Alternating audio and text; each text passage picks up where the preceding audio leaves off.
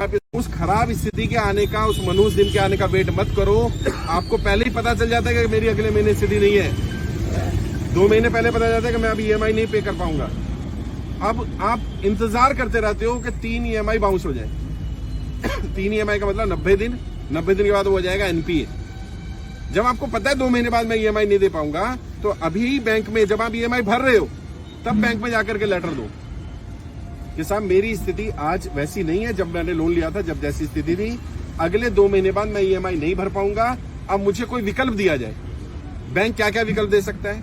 Bank 3 विकल्प दे सकता है। पहला विकल्प होता है आपको कुछ समय दे दे, 6 महीने का, 1 साल का, 2 साल तक का बैंक को समय देने का अधिकार है अगर आपकी स्थिति खराब हो जाती है। कई लोगों ने बताया घर में जो कमाने वाला था वही एक्सपायर कर गया, अब कहां से EMI देगा? बैंक को पता ही नहीं है स्थिति खराब है इतनी। आप फोन नहीं उठा रहे, आप उनके लेटर के जवाब नहीं दे रहे। आप बैंक को पहले ही बता दो कि भाई मेरी स्थिति खराब हो सकती है, अब मैं नहीं पे कर पाऊंगा, मुझे समय दे। या तो बैंक समय दे देगा, समय नहीं देगा तो बैंक दूसरा क्या कर सकता है? लोन रीस्ट्रक्चर कर सकता है। रीस्ट्रक्चरिंग क्या होती है? आपकी EMI को कम कर देगा। आपका तो मेरी सैलरी थी 50,000 रुपए महीना, मैं 30,000 रुपए महीना EMI भर पा रहा था आराम से। अब मेरी नौकरी छूट गई, या मेरी नौकरी नहीं है, या मेरी नौकरी की मेरी सैलरी कम हो गई, 25,000 रह गई, मैं 30,000 की EMI नहीं पे कर सकता। तो बैंक से रिक्वेस्ट करो कि मेरी EMI को उस रेंज में 15,000, 12,000 जितनी आप कर सकते हो उतनी रेंज में ले लेगा। इसको रीस्ट्रक्चरिंग बोलते हैं। रीसेटलमेंट कर सकता है, रीफाइनेंस कर सकता है, पुराना लोन क्लियर करके नया लोन दे सकता है आपको।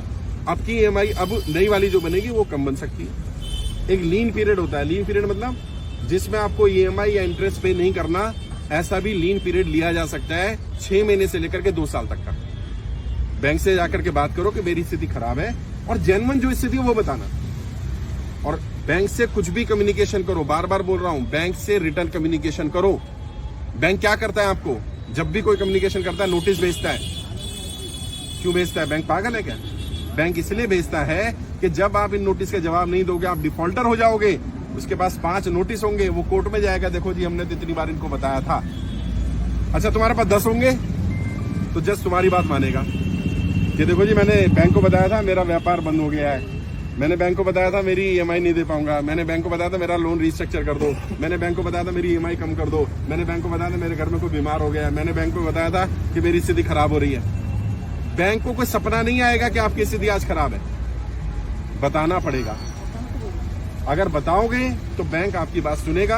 अभी गाड़ी में भी हम आ रहे थे तो एक व्यक्ति को बताया गया, उसने जाके बैंक में बात की, EMI जा रही है उसकी। उसने कहा जी मैं अगले महीने से पे नहीं कर पाऊंगा, मुझे कम से कम 2 साल का समय दे दो।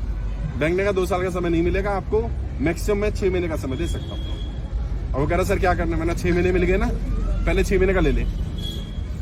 6 महीने में जब 5 महीने हो जाए फिर जाकर के एप्लीकेशन लगाओ कि मेरी स्थिति अभी भी ठीक नहीं हुई। अगर नहीं हुई है, अगर ठीक हो जाए, ऊपर वाला करे, कोई काम चल जाए, कुछ हो जाए तो भरना शुरू कर दो। लगातार 3 इंस्टॉलमेंट बाउंस मत होने देना, क्योंकि अगर लगातार 3 इंस्टॉलमेंट बाउंस हो जाती है तो उसको NPA डिक्लेयर किया जा सकता है। ऑल्दो बैंक इतनी जल्दी NPA नहीं करता। कारण क्या है? सारे बैंक शेयर मार्केट में लिस्टेड है, और अगर किसी बैंक का NPA 18-20% से ज्यादा दिखने लगेगा तो उसके शेयर की वैल्यू कम हो जाएगी। तो इसलिए जल्दी से बैंक भी NPA डिक्लेयर नहीं करता। लेकिन लगातार 3 इंस्टॉलमेंट 90 दिन तक अगर आपके अकाउंट में कोई ट्रांजेक्शन नहीं होती है तो ये माना जाएगा कि आप डिफॉल्टर हैं। तो इसका इलाज क्या है? मान लो आपकी EMI है 20,000 रुपए महीने की, आप क्या करो 5,000 रुपए डाल दो।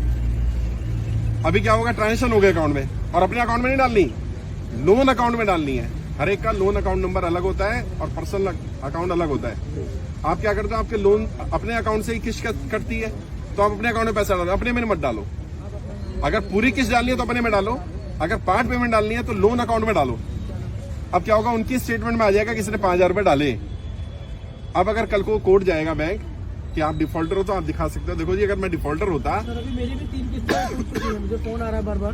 3 नहीं टूटनी चाहिए थी, अगर टूट गई तो अभी 10 तारीख को तीसरी किस्त भी मतलब हो गई, नहीं भर पाया। हाँ अभी टूट गई, फोन आ रहा था। तो बाद में बता देता हूँ। अगर NPA हो गया है तो इसका भी इलाज है। बैंक में जाओ, रिटर्न में एप्लीकेशन, ओरल नहीं, रिटर्न में दो कि मेरी 3 इंस्टॉलमेंट बाउंस हो गई है, ये रीजन है, आगे से मैं इसको कंटिन्यू करने की कोशिश करूंगा, मुझे इन 3 इंस्टॉलमेंट के लिए समय दे दिया जाए। तो बैंक के पास ये भी अधिकार होता है कि वो 3 इंस्टॉलमेंट को ऐसे ही होल्ड रखे और आगे की कंटिन्यू कर दे। तो क्या होगा? आपका आगे का कंटिन्यू हो गया। अब 3 में जब थोड़ा सा पैसा है थोड़ा थोड़ा करके 6 महीने साल भर में वो 3 क्लियर कर दो। फिर भी अगर 3 क्लियर नहीं होते तो कम से कम 1 जरूर क्लियर कर देना। 90 दिन डिफॉल्ट नहीं होना चाहिए एक फाइनेंशियल ईयर में। अभी जैसे अप्रैल 31 मार्च तक है फाइनेंशियल ईयर, इसमें नहीं होगा, अगले साल में फिर आपको 90 दिन का समय मिल जाएगा। तो बैंक से बात करो, कम्युनिकेट करो। अभी आपने ट्रेनिंग अटेंड कर ली होगी, मुझे नहीं मालूम करी कि नहीं करी, अटेंड करो। उसमें कर्जे से बाहर निकलने के 20 से ज्यादा तरीके बताए गए हैं। कोई ना कोई तरीका आपके काम जरूर आ जाएगा। आप अपने स्तर पर भी लड़ाई लड़ो, मैं भी लड़ रहा हूं, साथ मिलकर के लड़ाई लड़ेंगे तभी सफलता मिल पाएगी। अगर आप